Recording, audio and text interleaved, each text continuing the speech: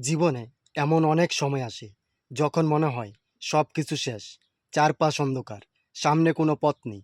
কিন্তু মনে রাখবেন, সবচেয়ে অন্ধকার রাতের পরে সূর্য ওঠে।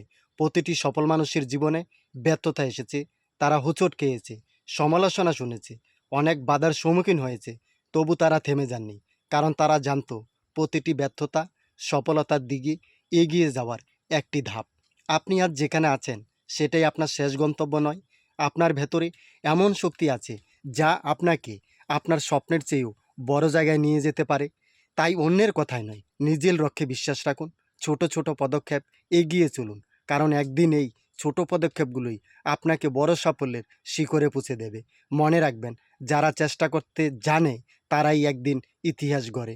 নিজের উপর বিশ্বাস রাখুন, এগিয়ে চলুন, সফলতা অপেক্ষায় আছে আপনার। আপনি একদিন সফল হবেনই, এইটাই বাস্তব বন্ধু।